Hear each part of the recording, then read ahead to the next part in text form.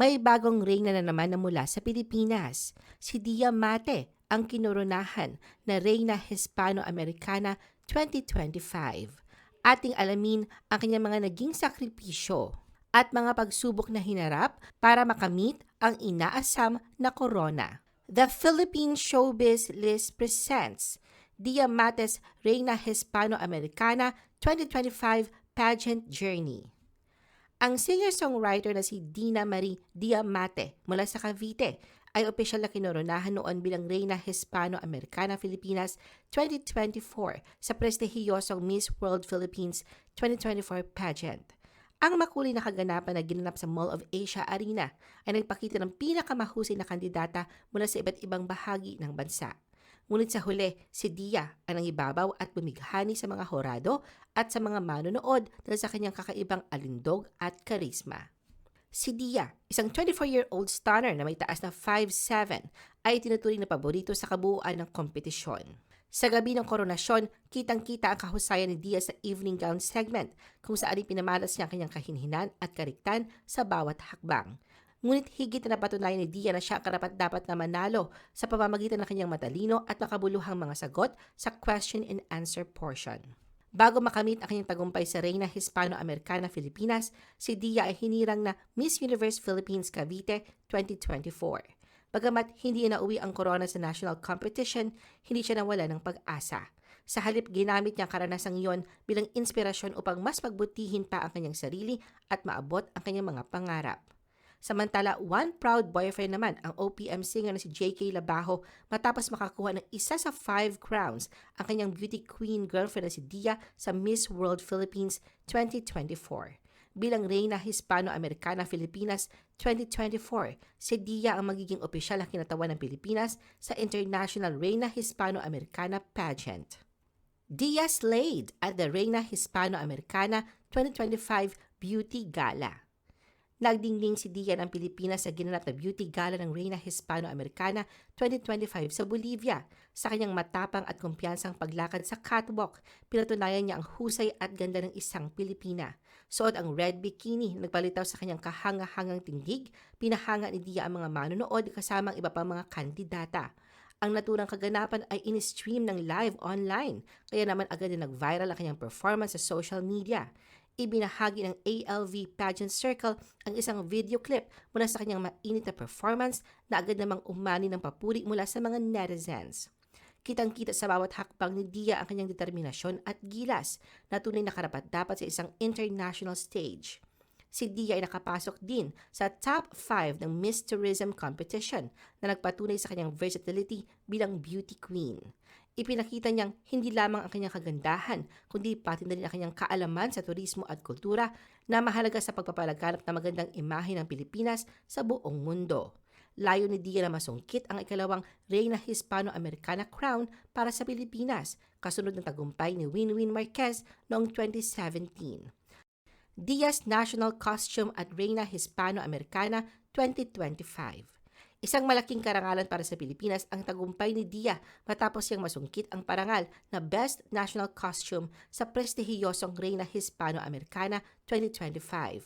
Ang kanyang kamanghamanghang kasuotan na pinamanggatang Banaag ay tunay na humakot ng papuri mula sa mga horado at manonood na sa makapangyarihan nitong pagsasanib ng makulay na pamana ng Pilipino, tradisyon at masusing sining na gawa ng mga lokal na alagad ng sining. Disenyo ni Eran Montoya. Ang obra maestrang ito ay isang pagpupugay sa mayamang kultura ng Pilipinas. Ayon sa kanyang design team, ang inspirasyon sa disenyo ay nagmula sa sinaunang Baroque churches ng Pilipinas na kinikilala bilang UNESCO World Heritage Sites. Ang kasuotan ay puno ng mahigit 150,000 na kristal na kumakatawan sa mga makukulay na stained glass windows na makikita sa mga makasaysayang simbahan sa bansa. Ang mga kristal na ito ay nagbigay ng kakaibang kinang na tila ba sumasalamin sa liwanag na kasaysayan at pananampalataya ng mga Pilipino. Bilang pagdadagdag sa detalye, tampok din ang intricate gold Mindanao ochre patterns na nagpapakita ng yaman ng sining at kultura ng mga katutubong Pilipino. Ipinagmamalaki rin ni Dia ang isang salakot headpiece, isang tradisyonal na sombrero ng mga magsasaka na sumisimbolo sa kasipagan at dedikasyon ng mga Pilipinong agricultural workers. Kalakip ng kasuotan ng isang feather pen at isang lampara na sumasagisag sa kahalagahan ng panitikang Pilipino at tula bilang pundasyon ng ating identity. Hindi rin matatawaran ang disenyo ng mahaba nitong train na isang pagpupugay sa husay ng mga Pilipinong manililok at manghahabi ng ratan. Sa bawat hibla nito, makikita ang dedikasyon at galing ng mga lokal na artisan na patuloy na nagpapanatili sa buhay ng ating mga tradisyonal na sining. Nagbahagi rin si Eran Montoya ng ilang behind-the-scenes clips at mas detalyadong mga larawan at video ng kasuotan na nagbigay daan para mas mapalapit ang publiko sa proseso ng paglikha nito. Ang tagumpay ni Dia ay hindi lamang kanyang personal na karangalan, kundi isang makulay na representasyon ng puso at kaluluwa ng bansang Pilipinas. Sa kanyang pagdiriwang ng tagumpay, muling pinatunayan ni Dia na sa bawat detalye ng sining at tradisyon, nagniningning ang kwento ng bawat Pilipino sa international stage. Dia is the newly crowned Reina Hispano-Americana 2025.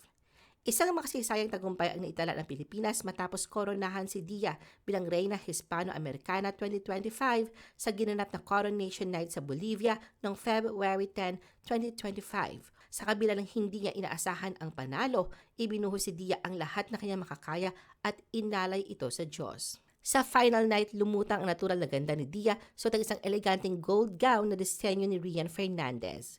Bukod sa kanyang kahangahangang pasarela at triple turns, isa sa mga standout moments ni Dia ay ang kanyang live performance ng Selena Classic na Como la Flor sa swimsuit competition. Ibinahagi niya na napili siyang magtanghal isang linggo bago ang coronation na nagbigay daan upang maipakita niya ang kanyang talento sa musika, isang passion na nagsilbing bentahe sa kanyang beauty queen journey. Sa kabila ng kanyang kahangahangang pagganap, inamin ni Dia na siya ay kinabahan habang naghihintay na kanyang turn sa Q&A segment. Tinanong siya hinggil sa mga pagpapahalaga na mahalaga upang makabuo ng isang makatarungang lipunan at kung bakit ito mahalaga. Sagot ni Dia, ang pinakamahalagang pagpapahalaga na dapat taglayin ng bawat isa ay kabaitan. Batay sa kanyang karanasan sa Bolivia, nakita niya kung paano siya pinakitaan ng kabaitan at pagmamahal ng mga Latina kahit na hindi siya kabilang sa kanilang lahi. Para kay Dia, ang pinakamagandang bagay na kanyang napansin ay kahit hindi nagkakaintindihan sa wika ay magkapareho naman ng kultura, nagkakaisa pa rin sa iisang puso at pananampalataya sa Diyos. Umaasa si Dia na nagsilbing inspirasyon ito sa lahat na sa pamamagitan ng kabaitan may papakita na iisa lang tayo at kaya nating lumikha ng mas maganda at makatarungang mundo para sa lahat. Sa huling kompetisyon, tinalo ni Dia ang mga kandidata mula sa Venezuela, Colombia at Spain. Nang balikan niya ang sandaling yon, sinabi niyang kapalaran at tadhana na nakuha niya ang magandang tanong at tadhana rin na lahat ng judges ay nagsasalita ng English. 3 linggo nang nanatili si Dia sa Bolivia kung saan masugid niyang inaral at niyakap ang makulay na kultura ng bansa. Aminado siya naging hamon ang language barrier, ngunit laking pasasalamat niya sa suporta ng kanyang mga pageant sisters at chaperones na laging tumutulong sa kanya sa pag-unawa sa mga pag-uusap sa mga events at tours. Hindi rin kinalimutan ni Dia na pasalamatan ang kanyang core team, pamilya at mga kaibigan na naging matibay na sandigan sa kanyang paglalakbay. Sa gitna ng kanyang laban sa Bolivia, humigit kumulang 50 na Pilipino ang nagbigay suporta kay Dia sa venue mismo na nagbigay sa kanya ng lakas ng loob. Umaasa si Dia na makabalik agad sa Pilipinas upang personal na pasalamatan ang lahat ng sumuporta sa kanya. Sa kanyang pagbabalik, daladala niya ikalawang Reina Hispano-Americana crown ng bansa matapos ang 8 taon. Samantala, hindi naman maitago ni Winwin Marquez ang kanyang pagmamalaki sa kapwa beauty queen na si Dia. Sa social media, binati ni Winwin si Dia sa kanyang tagumpay at sinabi niyang alam na niya mula pa noong una na magwawagi si Dia sa kompetisyon. Bukod sa suporta ng sambayanang Pilipino, mas lalo pa naging espesyal ang tagumpay ni Dia dahil sa pagbati ng kanyang nobyo na si Juan Carlos. Sa Instagram stories at Facebook, nagbahagi si GK ng mga larawan ni Dia at buong pagmamahal na binati ang kanyang baby sa makasaysayang pagkapanalo. Ang tagumpay ni Dia ay patuloy na sa tamang determinasyon, panalangin at suporta mula sa mga mahal sa buhay, walang imposible. Siya ngayon ay hindi lamang isang beauty queen, kundi isang inspirasyon sa bawat Pilipino na nangangarap at nagsusumikap para sa tagumpay.